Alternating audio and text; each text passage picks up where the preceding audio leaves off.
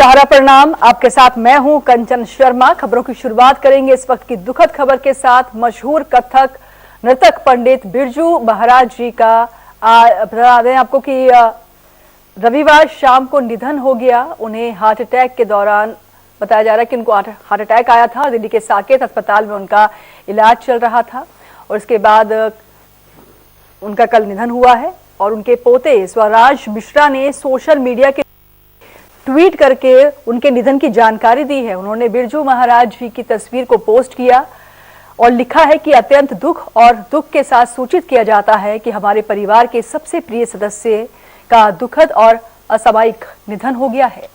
83 साल की उम्र में। आपको बता दें कि लेजेंडरी कथक डांसर पंडित बिरजू महाराज जी का दिल का दौरा पड़ने की वजह से निधन हो गया है। आपको बता दें कि ये न केवल देश के लिए, कथक समाज के लिए एक बहुत बड़ी क्षति है। आज पूरा देश शोकाकुल है क्योंकि बिरजू महाराज जी न केवल कथक डांस के लिए बल्कि उनकी आवाज, उनके संगीत के लिए भी हमेशा याद किए जाएंगे। बिरजू महाराज को बता दें 1983 में पद्म विभूषण से सम्मानित किया गया था। इसके साथ ही उन्हें संगीत नाटक अकादमी पुरस्कार और कालिदास सम्मान भी दिया गया। काशी हिंदू विश्वविद्यालय और खैरागढ़ विश्वविद्यालय ने बिरजू महाराज को डायरेक्टरेट की मानद उपाधि भी दी थी। साल 2012 में विश्वरूपम फिल्म में डांस कोरियोग्राफी के लिए राष्ट्रीय फिल्म पुरस्कार से सम्मानित भी किया गया था। 2016 में बाजीराव मस्तानी में मोहे रंग दो लाल गाने की कोरियोग्राफी के लिए फिल्म फेयर पुरस्कार से भी इन्हें सम्मानित किया गया था। बेहद है, आपको बता दें जन्म 4 फरवरी 1938 को हुआ था। और अगर हम देखें तो इनका असली नाम तो ऐसे ब्रजमोहन मिश्रा था और कथक डांसिंग फैमिली से ही, महाराज परिवार से इनका पूरा वंशज रहा है। इनके जो चाचा रहे हैं शंभू महाराज और इसके अलावा लच्छू महाराज, और इनके पिता भी बता दें कि कथक नर्तक ही थे। पंडित बिरजू महाराज का जन्म 4 फरवरी 1938 को लखनऊ में हुआ था और लखनऊ घराने में वाले बिरजू महाराज का असली नाम ब्रजमोहन था।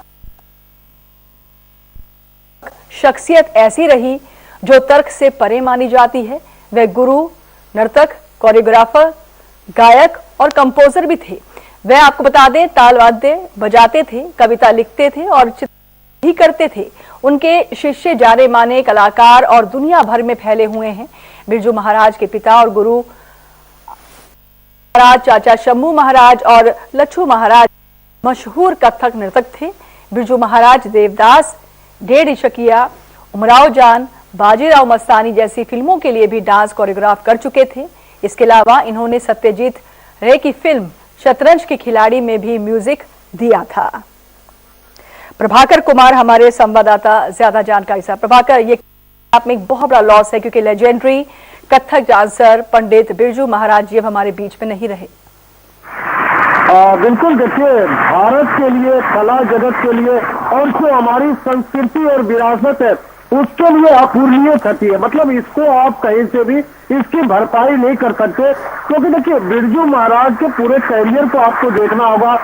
कथक के लिए ही उन्होंने जिया और कथक के लिए ही चले गए। मतलब कथक के अलावा उन्होंने मतलब कहते हैं ओढ़ना बिछाना सब कुछ उनके लिए कथक था। लखनऊ घराने से ताल्लुक रखते थे और बिरजू क्या दिल्ली, क्या मुंबई, मतलब फिर भारत के राज्यों में भी वो जाते थे तो ऐसा नहीं लगता था कि कथक जो है उत्तर भारत का नृत्य है और लखनऊ घराने से ये संबंधित है। और उसके बाद जब उन्होंने फिल्मी दुनिया में, देखिए कुछ देर पहले ही उनका निधन हुआ है और पूरी जो कला बिरादरी है या जो लोग बिरजू महाराज से जुड़े थे वो लगातार ट्वीट कर रहे हैं और अपनी यादों को साझा कर रहे हैं, ताजा कर रहे हैं कि कैसे बिरजू महाराज जब खुद कथक का प्रस्तुतिकरण करते थे, जब वो मंच पर मौजूद थे तो किस तरह का माहौल बनता था। लगता नहीं था कि आप सीधे साक्षात्कार कर रहे हैं कथक के डांसर से। और देखिए कथक को लेकर जो कुछ उन्होंने काम किया उसकी जितनी भी आप चर्चा करें वो मतलब एक तरह से कम होगी। अब कम इस कदर होगी कि इसमें महत्वपूर्ण ये है कि उन्होंने उत्तर से लेकर दक्षिण तक और जाते जाते भी हाल के दिनों में कथक को लेकर उनकी एक बड़ी चिंता रहती थी कि किस तरह से इसका और विस्तार हो। देखिए, सिर्फ देश में, विदेशों में भी अगर कथक को लेकर वो परफॉर्मेंस देने जाते थे, मॉरिशस में, सूरीनाम में या अन्य अलग देशों में जब उनको बुलाया जाता था, अमेरिका में उन्होंने अपना जो है एक बार प्रस्तुति दिया था जब इंडियन ओरिजिन के लोगों ने कार्यक्रम बुलाया था। तो एक लंबा इतिहास है कथक को लेकर, और आज के समय में कथक को जिंदा करने में और कथक को अगर आप करियर बनाना चाहते हैं तो उसको लेकर हाल के दिनों में, और उन्होंने केंद्र और राज्य सरकारों से एक अनचनी अपील की थी कि सभी बड़े शहरों में खास करके कथक का नृत्य केंद्र खोला जाए और संगीत नाटक अकादमी जो है एक बड़ी भूमिका, और उसमें केंद्र सरकार और राज्य सरकार दोनों जो है वो पैसा खर्च करे। देखिए, कोरियोग्राफी भी किया उन्होंने, डांस भी किया, बाजीराव मस्तान के लिए लिखा। तो कहीं कहीं उनके मन में ये चल रहा था कि कथक को सिर्फ आप मंच पे नहीं रख सकते हैं, कथक का विस्तार तो उसे आधुनिकता के साथ जोड़ना होगा और कला का संगम करना होगा, जिससे ज्यादा से ज्यादा लोग इस ओर आकर्षित हो। आज देखिए, प्राइमरी क्लास जब शुरू होता है, प्राइमरी स्कूल जब शुरू होता है तो वहां पर भी कथक नृत्य सिखाए जाते हैं, और कई बड़े स्कूलों में इस वक्त जब कोरोना का समय चल रहा था तो इस वक्त भी बिरजू महाराज प्रशिक्षण दे रहे थे वीडियो कॉन्फ्रेंसिंग के जरिए, वर्चुअल उनका क्लास चलता था। और पूरे इतिहास को तो देखिए, अपने पिता से सीखा अक्षर महाराज जी से, और उसके बाद देश विदेश में अपना नाम कमाया। अब हमारे बीच बिरजू महाराज नहीं है, उनकी यादें हैं, लेकिन उन्होंने जो एक सांस्कृतिक धरोहर आपको दिया, उस सांस्कृतिक धरोहर आपको दिया, उसको अब आपको आगे बढ़ाना है। आप किस तरह से आगे बढ़ाएंगे, ये उनके चाहने वाले, उनके शुभचिंतकों को सोचना होगा। जो लोग कथक से प्रेम रखते हैं, उन्हें बिरजू महाराज को याद करके जो चुनौतियां आपके सामने में है उसको लेकर आगे बढ़ना है। तो बिरजू महाराज ने अंतिम सांस ली है, 83 साल की उम्र में हमें छोड़कर चले गए, लेकिन उनकी यादें आज भी ताजा है। लगता नहीं है कंचन कि बिरजू महाराज हमारे बीच नहीं है, क्योंकि जब भी आप कथक का कोई डांस देखेंगे, कोई नृत्य देखेंगे तो आपको लगेगा। हम आपको रोकना चाहेंगे, माननीय अवस्थी हमारे साथ जुड़ गई हैं। मैम, आपका स्वागत है। लेकिन बहुत ही दुखद खबर है, लेजेंडरी कथक डांसर पंडित बिरजू महाराज जी अब हमारे बीच नहीं रहे। आपके साथ भी उनके बहुत यादगार क्षण रहे होंगे, किस कर रही हैं और इस दुख की घड़ी को किस तरह से ले रही हैं आप? कलाकारों के लिए तो आज एक बहुत बड़ा शोक का दिन है, बहुत बड़ा।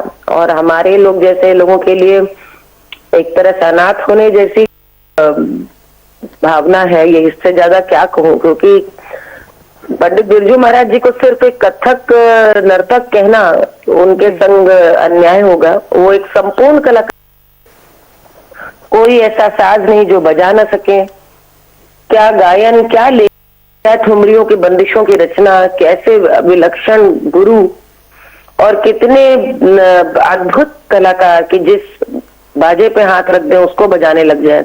अद्भुत ढोलक, तबला सब बजाते थे। और महाराज जी अंतिम समय तक जितने सक्रिय रहे विद्यादान को लेकर के, जो ऑनलाइन को समय बदल गया था जी, उसमें भी अपनी वो सक्रियता बनाए हुए थे। और हम सब के एकदम आज बहुत बड़ा आघात है। और कथक के लिए, नृत्य परंपरा, भारतीय संगीत परंपरा के लिए बहुत बड़ी अपूर्णीय क्षति महाराज जी का जाना। बिल्कुल, बहुत ही अपूर्णीय क्षति है। मालिनी जी, आपसे जरूर हम चाहेंगे कि कोई ऐसा अनुभव या कोई ऐसा क्षण जो आपने बिताया हो सम्राट कथक नृतक पंडित बिरजू महाराज जी के साथ, जिसे आप शेयर करना चाहें। इतनी बातें हैं।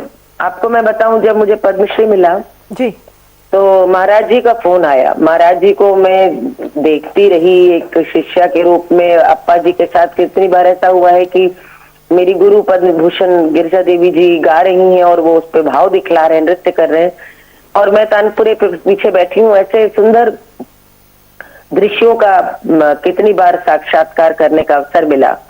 दिल्ली उनके घर पर या उनसे अलग निजी रूप से उनके पास जाकर के मिलने का भी कई बार सौभाग्य मिला। जब पद्मश्री मुझे मिला तो उन्होंने फोन करके आशीर्वाद दिया। और जब मैंने शाम को एक बैठक रखी, क्योंकि उनका भी फरवरी का जन्म है, मेरा भी फरवरी का जन्म है जी। तो वो उन्होंने मुझसे कहा कि देखो ये बसंत में जितने लोगों का जन्म होता है बड़े प्रसन्न हंसमुख स्वभाव के होते हैं। मैंने कहा महाराज जी आपने कह दिया तो ये और भी आए, आशीर्वाद देने के लिए आए। न जाने कितनी बार खुद ही फोन, अक्सर जब बेचैन होते थे तो वीडियो कॉल करते थे। ऐसे अनेक स्क्रीनशॉट्स मैंने उनके रख रखे हैं जो फोन वो अचानक करते थे मिला करके कि कैसी हो, क्या हाल है। एक रोचक आपको मैं बताऊं, 2 साल पहले नवरात्र में हमने एक गाने का वीडियो रिलीज किया था, उसमें मैंने डांस किया था। मैं हैरान रह गई, महाराज जी का फोन आया एक दिन, बोले मालिनी देखा तो हमने कई बार और सुना भी है दूसरों से और टीवी पे देखा, लेकिन मैं इस वीडियो को देख रहा हूँ तो तुमने डांस कहाँ से सीखा कथक? मैंने कहा महाराज जी मैंने कभी नहीं सीखा कथक। और उन्होंने कहा नहीं भावगत तुमको पता है, ये निकास है, इसको ये कहते हैं, इसको जो तुम कर रही हो। मैंने कहा नहीं, आप लोग को देखकर जो किया हो मैंने कभी सीखा नहीं। लेकिन उस घटना महाराज जी के मन के प्रति मेरे मन में इतनी ऐसी श्रद्धा जागी और भी कि कितना बड़प्पन है, कौन इतना समय निकाल करके इतनी चीजें नोटिस करता है, कलाकार को फोन करता है। और एक एक चीज उन्होंने मेरे अपने नृत्य से उन्होंने जोड़ करके बताई कि आपको मालूम नहीं आप, लेकिन ये कथक की चीजें आप कर रही हैं जो आप गीत में आप प्रस्तुत कर रही हैं। तो मैंने उस दिन फेसबुक पे एक पोस्ट लिखी कि भाई अब मैं गाती तो थी लेकिन अब लगता है ठीक ठाक नाच लेती हूँ, क्योंकि महाराज जी ने आज फोन करके बताई थी। तो ये एक उनके प्रति मन में ऐसा एक भाव, मेरे मन में एक शिष्या जैसा ही भाव था। बहुत बहुत मैं उनको आदर करती थी और उन वाकई मुझे लग रहा है कि अनाथ जैसे जैसे मेरी गुरु के जाने के बाद लगा था, ऐसे आज महाराज जी के जाने के बाद लग रहा। बिल्कुल, जिस तरह से आप बता रहे हैं, ना केवल एक गायक बल्कि एक लेखक, कथक नृतक के तौर पर हमेशा जाने जाएंगे, याद किए जाएंगे पंडित बिरजू महाराज जी। मालिनी अवस्थी जी, ये जरूर आपसे समझना चाहेंगे क्योंकि कहा भी जाता है कि संगीत और नृत्य जो है, ये जो गठजोड़ है ये बिल्कुल अटूट है, एक सिक्के के 2 पहलू जैसा ही है। और जैसे कि अभी हम जिक्र भी कर रहे हैं कि जो सांस्कृतिक धरोहर जुड़ी हुई है पंडित बिरजू महाराज जी से, और आगे की पीढ़ियों के लिए भी एक मैसेज कन्वे करने जैसा ही है, क्योंकि जिस तरह का जो उनकी कोरियोग्राफी थी, जिस तरह का नृत्य किया करते थे, वो अपने आप में एक सीख के तौर पर भी थी। और ऐसी ये कह सकते हैं कि एक संजोकर जो उन्होंने धरोहर रखी थी, उसका प्रचार प्रसार आगे होना चाहिए। बिल्कुल होना चाहिए। वो तो मैंने आपको कहा कि बहुत कम ऐसी प्रतिभाएं होती हैं जो अपने जीवन काल में युवावस्था में एक लेजेंड बन जाए। और महाराज जी के संग सबसे बड़ी बात जो हर कलाकार के लिए सीखने वाली बात है, वो परंपरा को ले, लेकिन नई चीजों से परहेज नहीं था, नए प्रयोग से उनका परहेज नहीं था। उन्होंने परंपरागत पारंपरिक नृत्य को तो जागृत रखा, लेकिन अनेक प्रयोग किए। और आज उन्होंने जो सेट किया व्याकरण, उसी के आधार पे लोग नाचते हैं। आप समझिए कि लास्ट आप पिक्चरों में संगीत में उन्होंने उपस्थिति अपनी दी, टेलीविजन चैनल्स में कुछ में वो अभी अंत में एक विशेष अतिथि के रूप में नई पीढ़ी के सामने आए।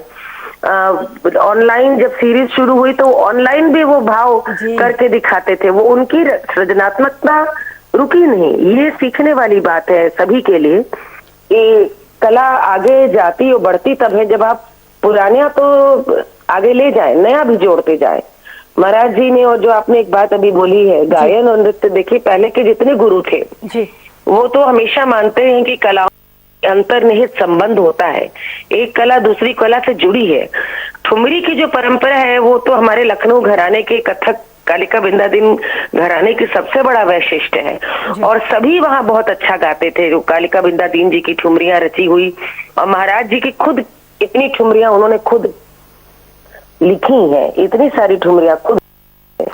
तो वो अभी समझिए साल भर पहले उनकी ठुमरियों की पुस्तक रिलीज हुई है जी, और मेरा सौभाग्य है कि अपने हाथ से दस्तखत करके मुझे दे गए। तो ये एक व्यक्ति के भीतर कितनी प्रतिभाएं हो सकती हैं, एक व्यक्ति एक जीवन काल में क्या क्या कर सकता है, ये तो महाराज जी के जीवन से सीखने वाली बात थी। और उनकी जो किताब थी काव्य संग्रह, उसका नाम ब्रजश्याम कहे। तो उन्होंने, मैंने जब जो उन्होंने मुझको जब वो पुस्तक भेंट करी, तो आप समझिए कि वो से उन्होंने एक नृत्यांगना बना करके दी। जी ये भी एक कमाल का उनका था कि वो चित्र भी वैसे ही सुंदर बनाते थे जितने बड़े नर्तक थे। बिल्कुल, और जैसे कि आपने कहा कि नए एक्सपेरिमेंट से भी कभी परहेज नहीं रहा। कई ऐसी फिल्मों का हम यहाँ पर जरूर जिक्र करेंगे मालिनी अवस्थी जी, चाहे वो 1.5 यशकिया हो, बाजीराव मस्तानी हो, उमराव जान हो, कुछ गाने जैसे मोहे रंग दो लाल, ये ऐसे गाने रहे हैं जो कि यादगार रहेंगे और पीढ़ियां दर पीढ़ी जो है इसको कहीं ना कहीं आने वाले जो लोग हैं एक इंस्टीट्यूशन के तौर पर पंडित बिरजू महाराज जी को देखते रहेंगे, क्योंकि जिस तरह की भाव भंगिमा उनके नृत्य में हम देखते थे वो यकीनन कहीं ना कहीं समा को बांध दिया करती थी। बिल्कुल, वो मैंने कहा नक्शे कलाकार थे जी। और फिल्मों में देखिए उनके जो चाचा थे, उनके अपने सब घर के लोग थे। उमराव जान में तो पंडित लच्छू महाराज जी ने और पाकीजा में भी उन्होंने अच्छन महाराज जी ने नृत्य का निर्देशन किया और वो परंपरा उन्होंने भी जारी रखी। और ये माधुरी दीक्षित जी तो बकायदा उनसे शिष्यत्व उन्होंने ग्रहण किया। उन बम्बई जाते थे, उनके पास रहते थे, सीखते थे। लेकिन जो मैंने बहुत करीब से देखा है कि महाराज जी तो जिस शीर्ष पे थे उससे ऊपर कोई क्या जा सकता था, जितना वो उनकी कला, उनका जो नाम और उनके स्वीकार्यता जिस शीर्ष पे थे, सच्चे मायनों पे भारत रत्न थे। लेकिन पिछले 10-15 वर्षों से जिस तरह से वो शिष्यों को सिखा रहे थे, बांट रहे थे, दे रहे थे मुक्त हृदय से, वो कमाल की बात है। कितने बड़े बड़े गुरु हमने देखा है के चले जाते हैं। महाराज मुक्त भाव को पिछले 15-20 साल से बांट ही रहे थे। जी, और कला का तो मुख्य मुद्दा भी यही हो सकता है, कह सकते हैं कि इसका एक तरीका ही यही है कि जितना प्रचार हो सके, जितना लोगों तक इसे पहुंचाया जा सके। और आपने बाकायदा एक ट्वीट भी किया जिसको मैं पढ़ रही थी कि आज भारतीय संगीत की लय थम गई, सुर मौन हो गए, भाव शून्य हो गए। शुक्रिया मालिनी अवस्थी जी आपका समय निकालने के लिए, हमसे बात करने के लिए।